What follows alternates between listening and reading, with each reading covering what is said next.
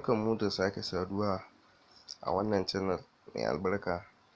Idan Allah ya yarda, yau za mu nuna muku yanda za ku samu kuɗi ta hanyar amfani da Google admob tun daga farko har ƙarshe. Yanda za ka fara application, yanda za ka yi creating applications ɗinka, yanda za ka yi creating AD unit ɗinka, har da bana a ɓangarenka, duk yanda za mu nuna muku in Allah ya yarda, yanda za ku yi amfani da shi. Amma dai ɗan uwa tukunna, ya kamata ku fara ku tambayi kanku tukunna, shin menene Google admob? Google admob abu ne wanda in ka yi creating applications ɗin da ka yi creating, akwai AD unit wanda za ka sa, wanda za ka yi creating a Google admob. Shi ne in ka yi wajen creating application ɗinka wanda za ka sa, wanda in Allah da za mu nuna muku yanda ake yin shi idan Allah ya so ya yarda. Yanzu sai ku biyo mu cikin shirin domin mu nuna muku yanda abubuwan suke tun daga farko har ƙarshe, akan yanda za ka samu AD unit ɗinka, sannan ka yi creating applications ɗinka. Application kala kala ne, kun san dama. Application wanda ake sa AD unit shine wanda ake amfani da data gurin yin su, to su ma Allah da za mu nuna muku yanda za ku yi creating su. Sannan in kuna buƙatar mu muku, still za ku iya tuntuɓar mu ta lambar mu ta WhatsApp, za mu ajiye ta a description. Yawwa, sai mu je cikin shirin domin mu nuna muku. Amma da farko ku danna mana subscribe, domin wannan shine zai ba mu ƙarfin gwiwa wanda za mu ci gaba da yi muku bidiyoyi. Sannan ku danna mana like. Idan bidiyon ya burge ku, kun ji kuna iya share, ku share. Sai in akwai mai tambaya ya comment a ƙasa. Yawa, mun gode. Yanzu da farko abin da ya kamata mu yi, za mu je mu shiga cikin browser ɗinmu. Za mu yi amfani da Chrome browser ne. Daga Chrome browser ɗina na shiga kamar yadda muke gani haka. Yawa, yanzu sai mu shiga search keyword ɗin nan, sai mu rubuta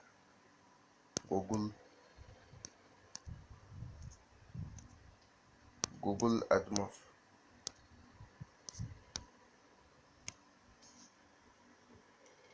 Google admob sign up ɗin nan shi za mu shiga. Yawa, za mu jira shi ya buɗe kamar haka. To kamar yadda muke gani yanzu ga mu mun shigo Google admob ɗin.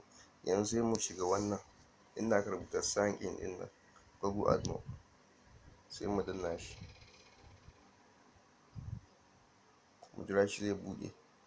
Yawa, to yanzu kana da Gmail kan sama, zan nuna maka ga Gmail ɗinka, kai verifying idan naka ne. Idan kuma babu Gmail akan Chrome ɗinka, zai nuna maka inda za ka sa Gmail.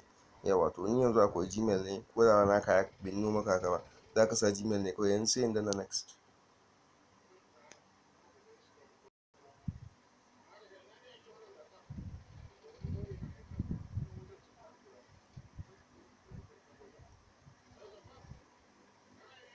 Yawa, yanzu za su tambaye ni Gmail ina ne, sunan security Gmail ina, wannan wanda ni ne na san da shi. Yawa, yanzu sai in danna,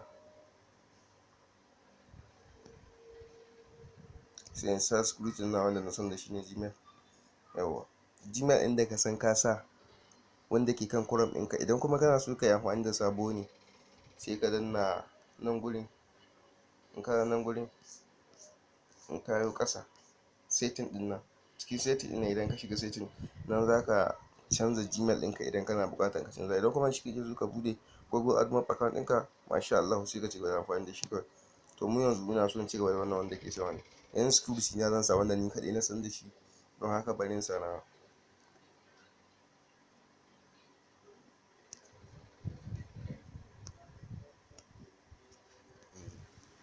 Mun ɗan ɓoye shi ne sabida security namu ne, ba na so zama private ne, ba kowa ya san da shi ba, shi yasa muka ɗan ɓoye. Yanzu za ka danna security naka wanda kai kake so.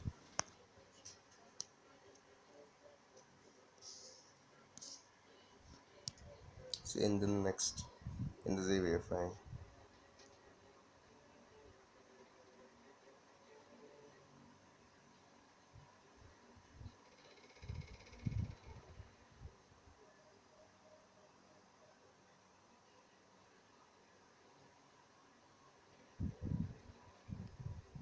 Yawa,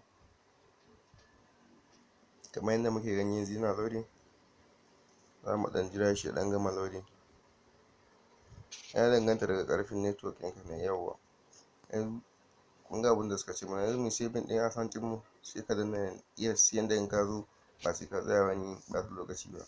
Yanzu nan gurin select country, wannan za ka zaɓi country ka, sai mu danna,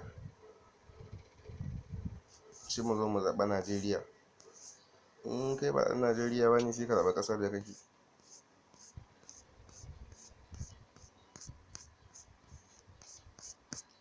mu muna da Najeriya za mu yi amfani, kun ga za mu zo mu duba Najeriya, ga Najeriya a nan guri, sai mu zaɓa Najeriya.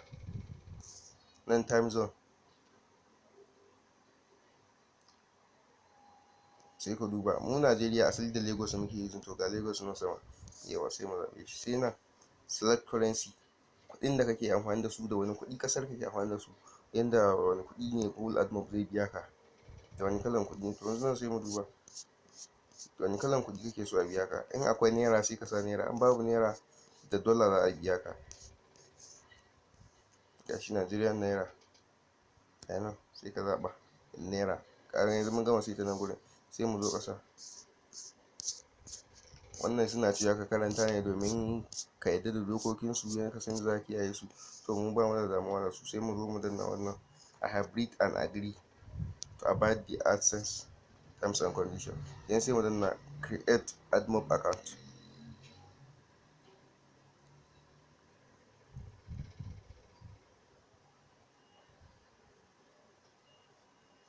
Yawa yanzu nan gurin wajen customer help performance suggestion din nan, idan kana bukata a Gmail ɗinka za a turo maka abin da kake so a dinga turo maka a Gmail ɗinka, customer help and performance din suggestion.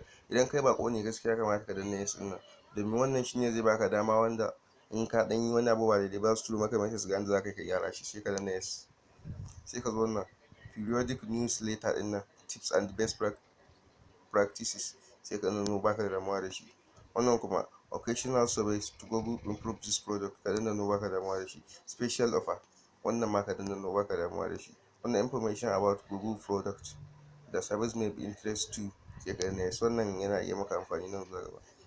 Sai mu je next verify your account. Yawa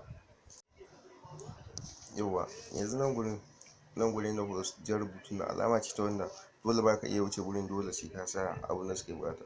Nan sun ce verify almost done, please enter your phone number to verify your account. Yanzu nan number wayar mu za mu sa wadda muke so mu yi amfani da ita. Yanzu ni zan saka number waya ta ne wadda nake so in amfani da ita, zan sa. Kama sai ya danganta da wadda kake so ka yi da ita wajen Google admob. Amma dai gaskiya tsakanin da Allah akan wannan abun ya kamata ce ka bude email ne na daban, sannan shi ma ka bude kana da layin ka wanda kake so kai ka amfani da shi ne gurin Google admob nan, saboda akwai abubuwa da dama wanda ake yi da su, wanda in kana abubuwa su wanda ba su damu daman bude maka ba. Yanzu zan sa number na, kai ma yanda ya danganta da number da kake so kai amfani da shi gurin. Yawa manta number yana kar ku manta wa number yana fara da +234 ne, da +234 farko number Najeriya. Sai zan je continue.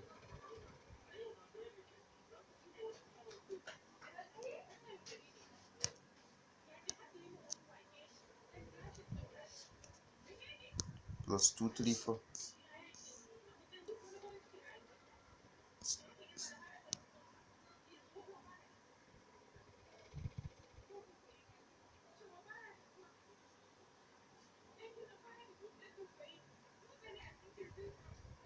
Yanzu za su turo mana message, sai mu jira su turo mana message din.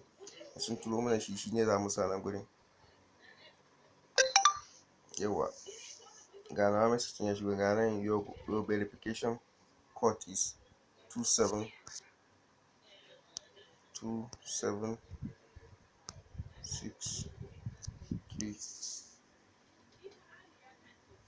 then 31. It depends kai kowane iri suka turo maka. Ni yanzu sun turo min na sun danna nan gurin verify.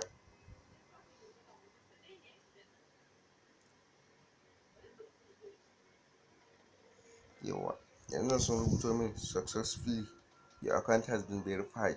In yanzu sun gama da nawa, kai ma Allah in dai ka kawo wannan matakin haka za su kama ka, sai ka danna continue to admob.